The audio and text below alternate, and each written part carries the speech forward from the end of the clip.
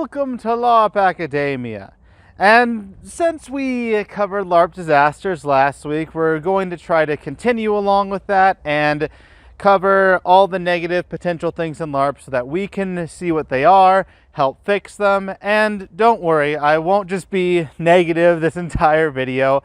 I will be talking about the good sides of how we have been improving and what we can do to improve our LARPs. And next week, we'll be talking about the benefits of LARP, or the positives of LARPing. So like and subscribe in order to make sure you get updated on that video. But there are some cautions that we need to worry about in LARPing, or at least that are in almost every LARP that I've seen. These cautions or problems stem from three different areas. It can be from the culture of that LARP, just the general culture that's there. It can be from the politics or little factions and groups that can cause problems. And there are individuals that are problematic. And at the very end, we'll talk a little bit about kids in LARPing and kind of what can be bad and what can go wrong there. And what you should worry about as a parent. It shouldn't be too much, but something you need to be aware of. Now, for the overall culture or environment of LARPing, well, each LARP has their own, culture. They might be a bit more toxic, or they might be a bit more welcoming and open. It does vary from LARP to LARP. I have seen some LARPs that are extremely open, that are just like, hey, come here. Everything will be wonderful, everything will be great, and that's great on a park level or a chapter level. But as you go up into the national level, you might find that there are some problematic parts of culture. Now, this can stem from the idea that one problematic part of LARP culture that I have seen a lot of is that there is a disregard for health depending on how physical your LARP is. If your LARP is more physical, generally, strangely enough, you disregard health more. If your LARP is roleplay orientated, then generally when someone is sick, there's more of an understanding where they say, hey, stay home and get better. But for more physical LARPs, there can be a problem of, oh, you're sick? Well, get out here. In fact, I've experienced that before, where I went and I was a bit more naive and I thought, oh, this is what I should do. And I decided to LARP even though I was just going to be there and hang out with people and try to not get others sick. But instead, I exerted myself and I made it so that I was sick for another week or two. That is something that can happen on a cultural level where they try to push you to do things where you don't want to. There is also another cultural issue with LARPing that can crop up. And I've seen this happen in multiple LARPs, unfortunately. And it is the acceptance of crime. Whether it is the acceptance of a lot of illegal drugs, and I'm not talking about weed. You can have your own beliefs on if weed's good or weed's bad. We're not here to discuss that. I'm talking about the harder drugs, that there is a acceptance towards those. There's an acceptance towards having minors be okay to take these drugs or drink alcohol. There is an acceptance towards a lot of sexual discrimination, especially against women. And it's a problem that was more prevalent a few decades ago, but is still prevalent in quite a few LARPs. For example, if you were a woman coming into LARPing about 30 years ago, I would be very scared for you personally because of all the discrimination and the, people just disregarding any of your claims. As we have progressed throughout the years, LARPing has in general, even with those LARPs that have it as a problem, have gotten better. People are stepping up and trying to make sure that those issues don't happen. They're trying to step in and make sure that those minors don't engage in illegal activities. They're trying to get those toxic people out and not making it not okay as an overall culture to do. And they're also trying to make it so that culturally women are more just people who LARP, which is what it should be. We're all people and we should all be treated equally until, of course, our actions make us be treated in a different light. And once again, we have gotten better at it, but we can still do better, and it depends on which LARP you go to and where you go to. It might be that this one LARP is perfectly fine, none of these issues exist, and that's great, but you may have to be cautious about other LARPs, where you go in, it seems fine, and very quickly, or even after a little bit of time, you find that these issues still persist to a varying degree of severity, of course. So that is the environmental or cultural issues that you can find in a LARP. Once again, this is not necessarily in your LARP, but it is something that you should look for and you should try to fix whenever you see it.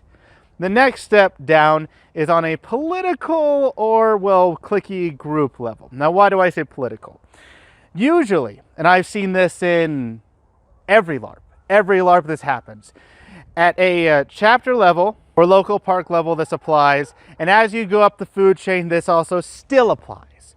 There is a group that is always in charge of politics, or always has some major impact, where an outside person can come in, that's great, but really the majority of the control is still with this group.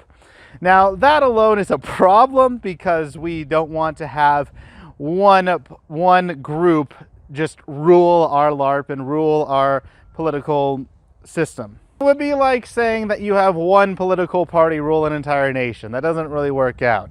Even if there's two, it'd be better to have more, but having one group rule is kind of bad, since corruption is rampant and there's also disregard towards other people's opinions and ideas. That is something to definitely look out for, and it happens in every LARP I've been to. I have not found a LARP that is not the case in. If you are in such a LARP, wonderful. Maybe you're in that group and that's why you haven't seen it, but wonderful for you. However, this is a problem that we do need to work on. Now, for other groups, it can be that there are groups that are more elitist. This is usually for those groups that have a higher level character, that focus on role play and try to push you down, or they're the people who have played for a while and are just, oh yeah, I'm a knight, I've been playing for forever, I don't care about you.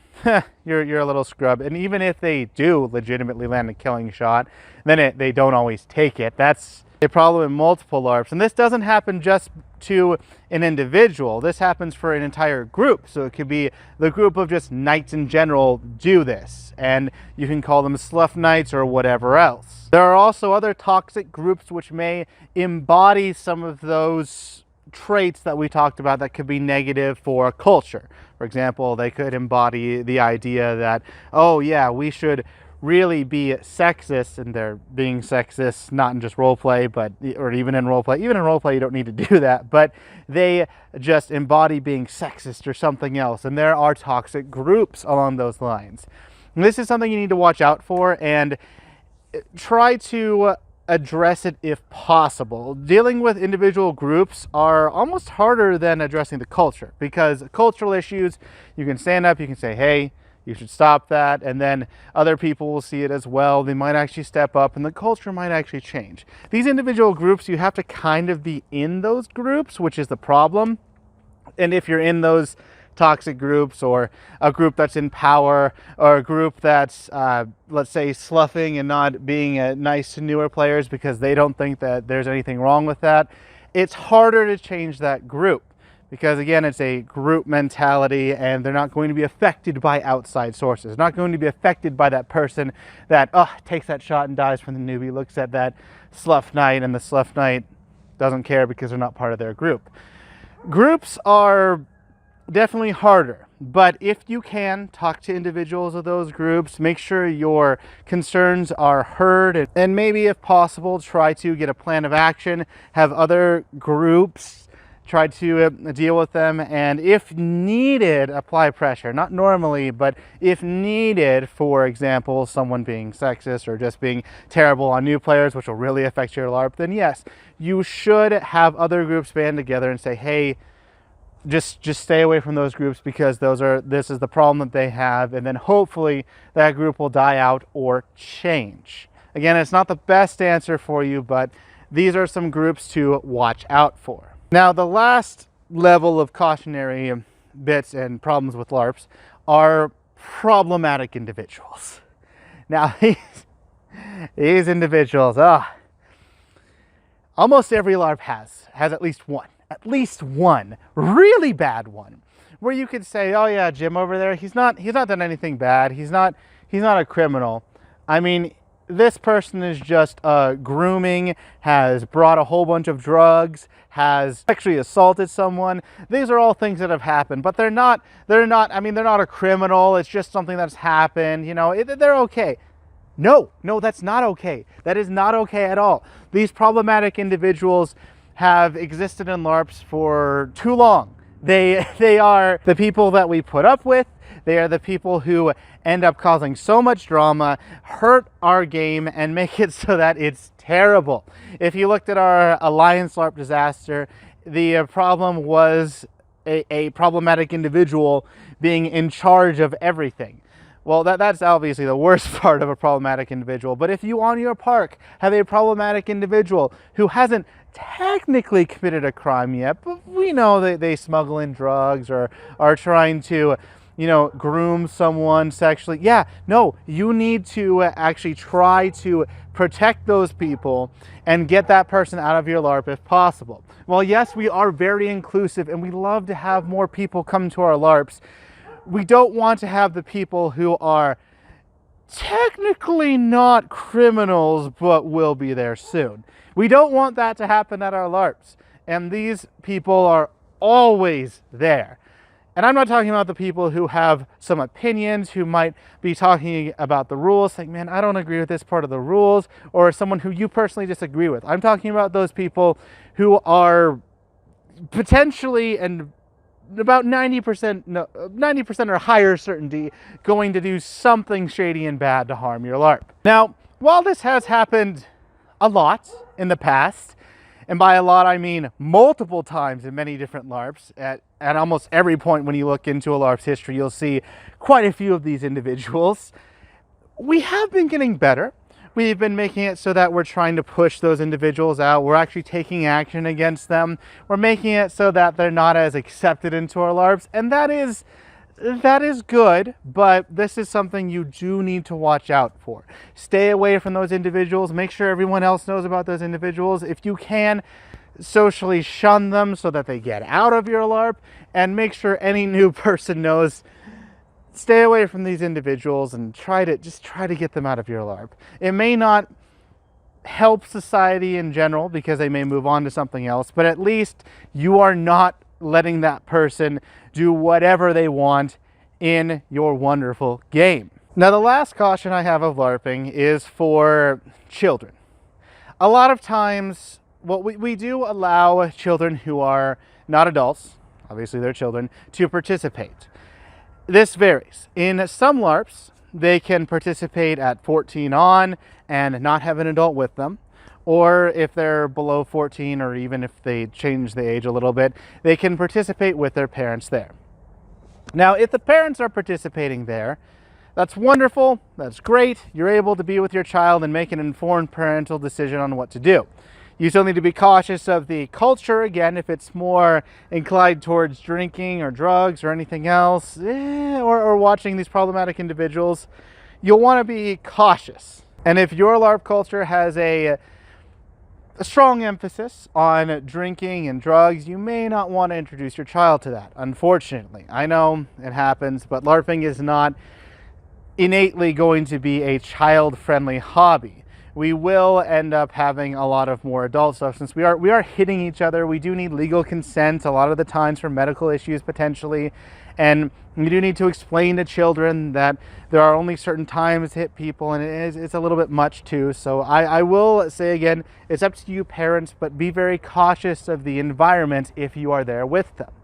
If you are not there with them, if they are 14 or up, or heaven forbid if a LARP allows a younger than 14-year-old to be there without a parent or legal guardian, that's when we have problems. See, some parents might view it that, oh, this is their fun little club activity, and they drop them off at LARPing and then they let them be. Now, this is not inherently terrible, but as a parent, you should at least see what it's like. You should at least observe once, not every time if they're old enough, but at least once to make sure that it's not a terrible environment. Just like how if you would drop your kid off at a soccer club, you might want to observe once and just make sure that it's not toxic where the players are always shaming your child, or the coach is extremely toxic and saying that you're hurt, keep going. That pain is just telling you that you're getting stronger.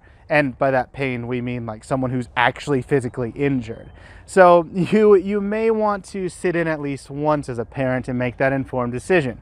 If you're just dropping your kid off, that's not good. They're still a child. You need to at least have some way of making sure that your child is in a good environment. I am saying this because I've seen a lot of parents just drop off their child at a LARP and not actually look into it, not check out the culture, the environment, if there's actually good people, not see who their child's hanging out with, and it's not good. So at least as a parent, make sure that you are responsible in checking up on your child. This is a problem that I've seen with other LARPs where their parents check out the LARP and then other issues can stem from that very easily, very easily. So those are some cautions or common problems that are in many different LARPs. I know that there's a bit of negativity in these last two videos, but we're going to have the next video be completely positive and talk about the benefits of LARPing, which is wonderful. I love LARPing. I can't wait to tell you more about why I love LARPing and all its benefits that you can get. But I hope that these cautions don't throw you off of LARPing, that they're just something to look into, that can happen, and how to deal with them if you do see these potential issues. I hope that your LARP doesn't have any of these issues, and if you have a horror story that you want to share, then you can leave it in the comments down below, or hopefully have a horror story with a positive light of how you ended up fixing it and how you ended up making the LARP, or at least someone else did, make the LARP a better place. Until next time, keep LARPing.